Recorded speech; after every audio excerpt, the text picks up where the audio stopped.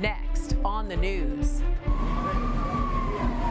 A possible terror attack in Spain. A man with a machete killed one person and hurt a priest. We'll give you the latest on this heinous act. Frustration from both parties, the stance lawmakers are taking until they get answers on the discovery of classified documents. Running on empty and desperate for help. A recent influx of migrants is overwhelming a Brooklyn food pantry and shelter. I'm Jessica Easthope with the promise they're making to the community, no matter how low their resources get. Plus, a demand for change, what the friends and family of the Half Moon Bay victims want after a horrific massacre. I'm Christine Persichetti. Currents News starts right now.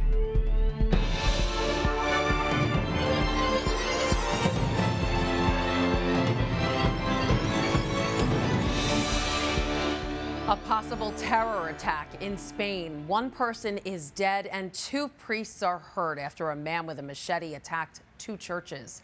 It happened in the southern port town of Algeciras. One church, the San Isidro, where one of the victims was celebrating the Eucharist as the attack happened. The other church was the Nuestra Senora de la Palma. That's where a sacristan was murdered.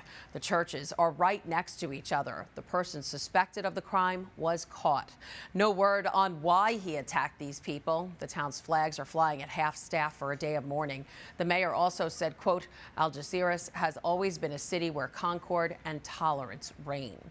The Archbishop of Madrid said he was shocked by the attacks. Cardinal Carlos Osoro Sierra, writing online, united with the families of the murdered sacristan and the wounded, with the church on pilgrimage in Cadiz and its bishop, I pray for an end to violence, which destroys life and fraternity, and for us to be artisans of peace. This attack is just the latest in a growing number of hate crimes happening against Christians in Europe. There were 519 incidents in 2021. 30 of those occurred in Spain. That's according to a report released last fall by the Observatory on Intolerance and Discrimination Against Christians in Europe. France had the highest number of incidents at 124, followed by Germany at 112. Be sure to follow Currents News and the tablet for continuing coverage of this machete attack at churches in Spain. Also tonight, the worst it's been. Shelters at capacity. Whatever I have, I can do and help, but it's not enough. It's not enough. Empty shelves, food pantries running out of options. Right now on Currents News, how will New York's migrant crisis end? Tens of thousands of South and Central American migrants now call New York City home. Many of them arrived here with just the clothes on their backs, looking to shelters and food pantries for support. But what happens when that support runs critically low? Currents News' Jessica Easthope visited one of those pantries today and joins us now to tell us all about it. Hi, Jess. Hi, Christine. Overwhelmed. That's the only word that Community Help in Park Slope, also known as CHIPS, used to describe their operation. The pantry has been giving out meals for decades. They've worked through recessions and the pandemic, but they say this crisis is what has them at their breaking point. Lunch is served at Community Help in Park Slope. The Brooklyn staple has been a constant for those in need, but these days lines are longer and portions are smaller. They used to max out at 180 people a day. Now, CHIPS is feeding double. Even after we're closed, we're still giving out sandwiches. If anybody comes to the door, we're still trying to give them a meal.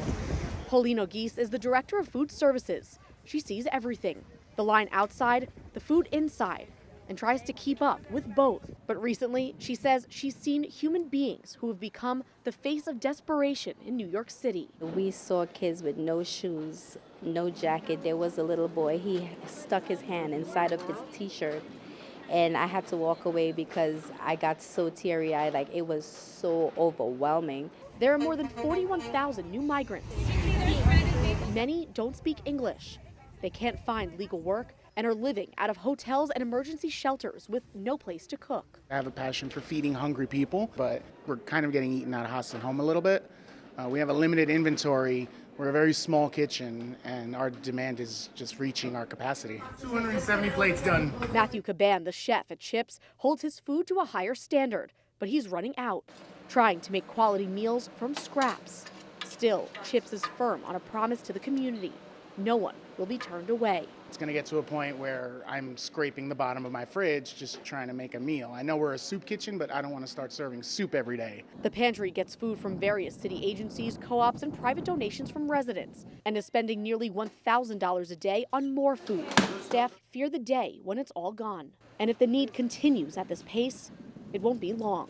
It's depleting our funding because we're utilizing more money to serve more people. Whatever I have, I can do and help. But it's not enough. It's not enough. CHIPS says they can't be giving out less than they are right now. Because of the need, they went from giving out 2 meals to every person for lunch, hoping it would be enough for dinner too. Now, Christine, they're only giving out 1 meal and a sandwich. All right, Jess, so the question is, why is this happening? Because the city is supposed to be feeding these people, right? Right, it's a question. And the answer is what we've been told by these migrants since they arrived, which is the food that they're being given at these emergency shelters and hotels. In the case of the migrants I was with today, the Holiday Inn Express where they're staying, the food isn't good and it's not enough. And they're turning to CHIPS for help. And at the Holiday Inn Express, I was told today that not even every room has a microwave for them to heat food up. And CHIPS is not only giving these people food, they're also giving them clothing, right? Right. So the clothing, unlike the food, is very, very limited right now. They really only have kind of stuff for babies, some stuff for older kids. But I witnessed today people coming, mothers saying that they'd rather have clothing than food, because especially for the migrants who arrived in the warmer months, they don't have weather appropriate clothing for right now. Wow. All right, Jess, thanks so much, and we'll check back in with you on this story. And you can help the people at CHIPS. Simply visit chipsonline.org and click on donate. 2 top New York Republican congressmen are demanding answers from the Biden administration about secretly transporting migrants to upstate communities. The questions come following news that dozens of Colombian immigrants recently arrived in Jamestown. The lawmakers sent the following demands for the White House to answer: the number of migrants who were relocated to New York from the southern border since January 2021, a full list of places in New York where migrants were sent to and where they can expect to be sent in the future, documents saying those places were notified the migrants were coming, or an explanation if they were not, info on how the White House is monitoring the migrants, the whereabouts of those migrants, and a promise from the Biden administration that it will notify local officials whenever migrants are relocated to the state.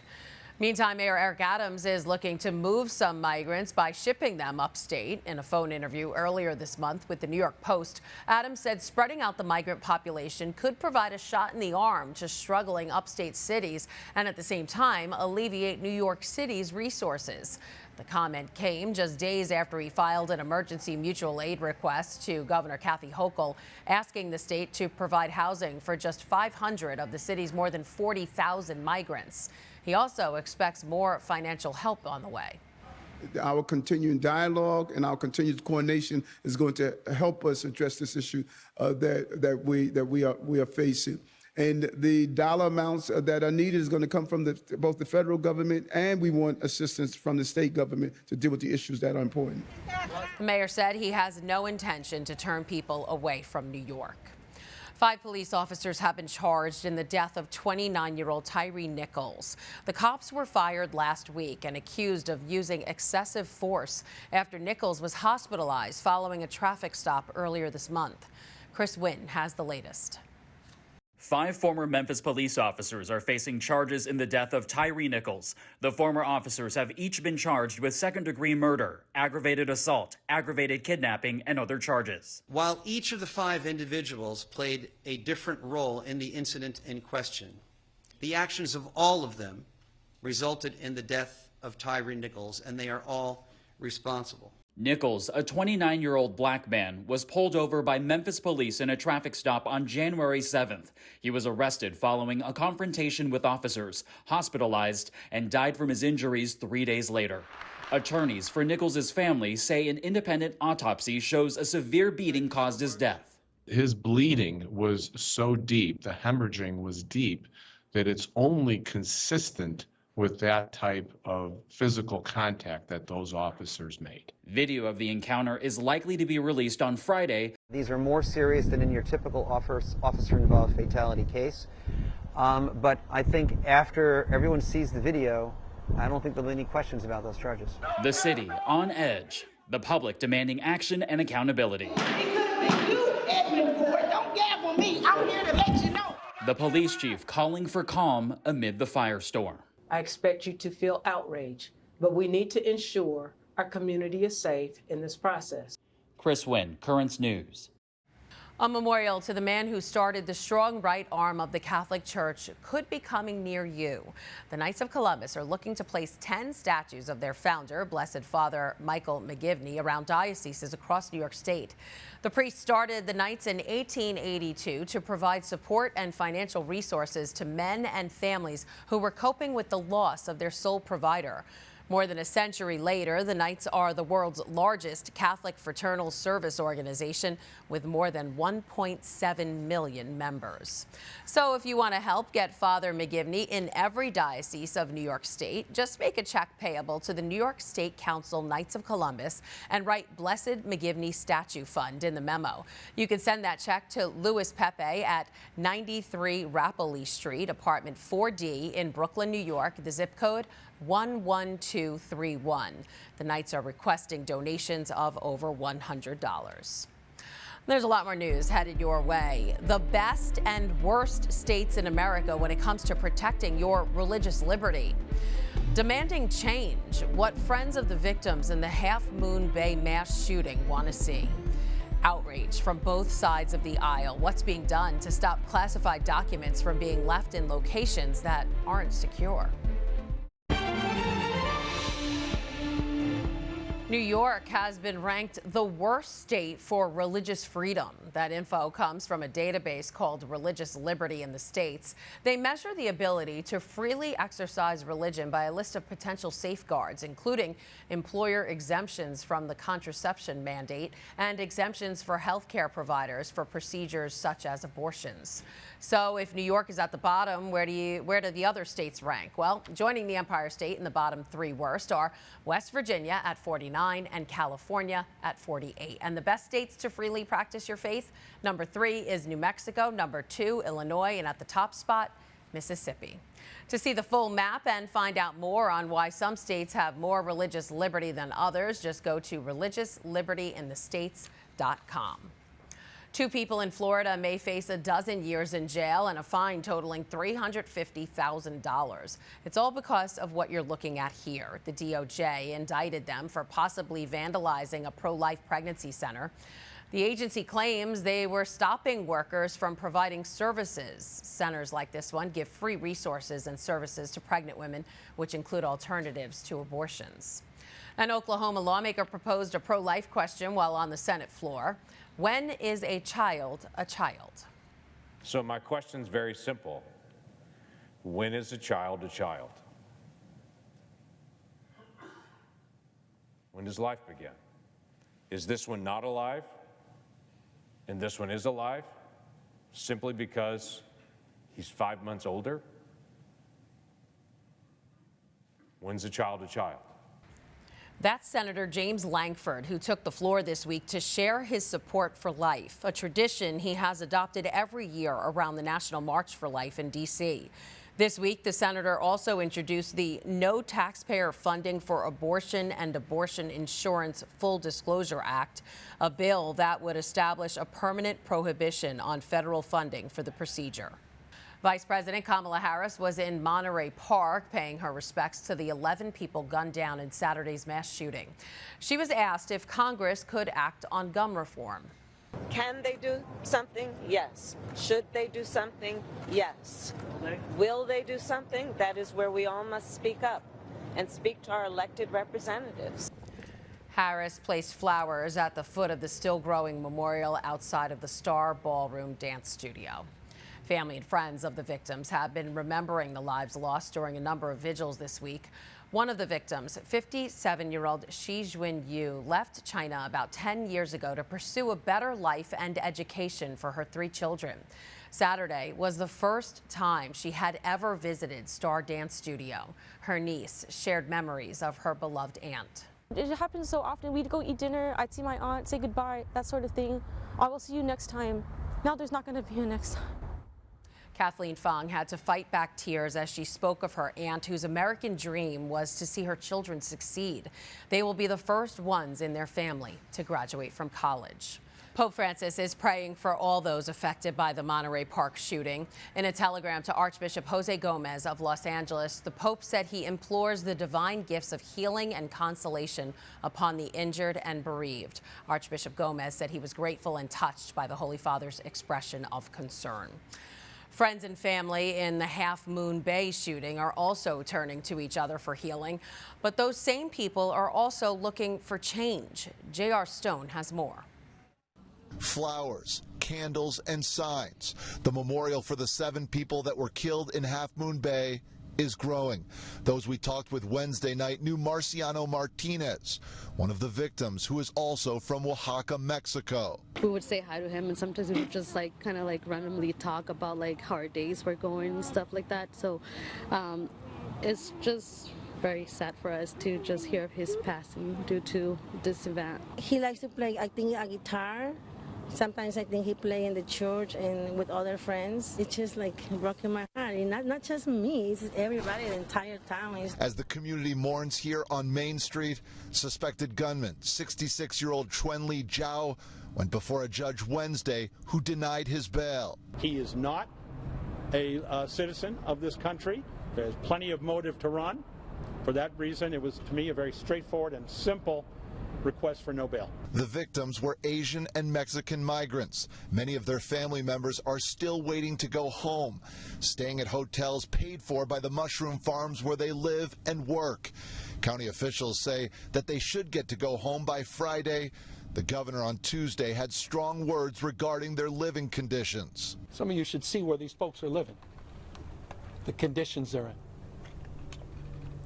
Living in shipping containers, living in shipping containers. Those at California Terra Gardens, formerly Mountain Mushroom Farm, where one of the shootings happened, responded saying shipping containers doesn't reflect what's on property, going on to say workers live in mobile trailers or large RVs that have passed county inspections. Also saying employee wages start at $16.50 and go to just over $20 an hour, with the farm charging around $300 a family to live there. Some we spoke with say they don't believe that. Oh, is that true? You know, a lot of people, they live in poor conditions. They don't feel comfortable to raise their voices to the employees. You said nobody's representing them and nobody's standing up for them. Nobody. Sad to hear at a time when so many lives have been lost. That was J.R. Stone reporting. Still no word on when funerals for the victims will take place. Outrage from both sides of the aisle. First Trump, then Biden, and now Pence. It's an ongoing issue as secret government paperwork is being discovered in places that aren't secure. The latest revelations of uncovered classified documents. And details are starting to trickle out on what those documents contained. But as John Lawrence tells us, Americans want to get to the bottom of this issue once and for all. A bunch of questions are swirling around Washington, D.C. right now. What were the documents? What did they contain? Was there any damage? And lawmakers want answers. The Senate Intelligence Committee says they have not been given access to the classified information discovered in the possession of President Joe Biden and former President Donald Trump. This position that we are left in limbo until somehow a special counsel designates that it's okay for us to get briefed is not going to stand. Other lawmakers say they'll take action against the White House. I'm prepared to refuse consent or to fast track any nominee for any department or agency and to take every step I can on every committee on which I serve to impose consequences on the administration until they provide these documents. Meanwhile, the roughly 12 items of classified material discovered at former Vice President Mike Pence's home are described as background briefing memos. A U.S. official says the FBI is working alongside U.S. intelligence agencies to assess the documents. Meanwhile, lawmakers from both parties are upset with the overall situation. I'm frustrated that if anyone doesn't handle confidential and secret documents in the manner in which they're supposed to. I'm John Lawrence reporting. $450 million. That's how much lawyers representing clergy sex abuse survivors are proposing the Diocese of Rockville Center pay them. More than 600 people filed claims through the Child Victims Act, but everything was put on hold in October of 2020 when the diocese filed for bankruptcy. The proposed settlement was made last week. If the diocese doesn't accept the deal, a judge could impose it. In a statement, a spokesperson for the Diocese of Rockville Center said in part, the diocese is continuing to work in good faith towards a resolution of abuse claims, including those claims against parishes, in a way that lawfully, equitably, and fairly compensates survivors and allows the church to continue her essential mission. Still to come on Currents News. I had to get to work. I just prayed and kept walking. Prayers being answered. The man who desperately needed a car for work and how he paid it forward. Plus, the new effort in Washington to ban TikTok. Do you have a story idea or want to share a tip? Email us at newstips@desalesmedia.org or call our 24-hour number, 718-517-3122. We'll be right back.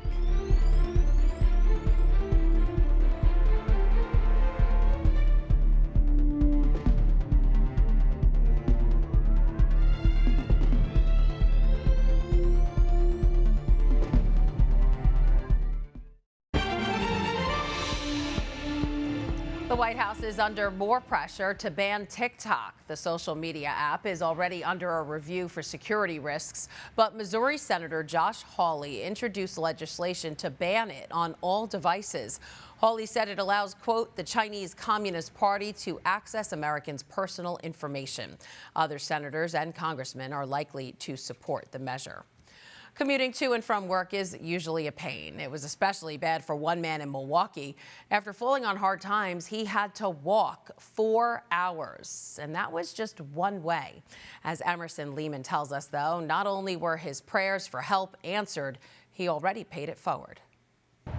A 2008 GMC Yukon, over $160,000 on the odometer. To many, it's just another used car. For Ronnie, it was a prayer answered. Late last year, Ronnie's truck was vandalized, leaving the 61-year-old without reliable transportation. Oh, very angry and upset. He'd catch rides with friends and even walked over 4 hours from Milwaukee to his job in Waukesha. I had to get to work. I just prayed and kept walking. Those prayers were answered and feet given a rest. I had somewhat of a little following, so I thought we could do something for him. Caleb Nickel owns Ormson Supply in Bayview and has known Ronnie for over a year. A simple Instagram post explaining Ronnie's situation led to $30,000 in donations in just under 3 days. I told him to get something brand new. Just get the nicest thing you can get. Ronnie had other ideas. I didn't need that much. It was more than what I could, would need. And he said he only wanted like $16,000 and to donate the rest. A grateful, hardworking man back on the road, trying to return the generosity his fellow neighbors showed him. And I will keep on doing my best to pass this forward as long as I can. In Bayview. Well, I just helped one when it was enough to help more than one person. What a sweet man. Makes you rethink complaining about your own commute. That was Emerson Lehman reporting. And in case you're wondering, all of the extra money that was raised was donated to 3 local charities. Wow. And that is Currents News. I'm Christine Persichetti. Thank you for joining us because we are putting your faith in the news. Hope to see you again next time.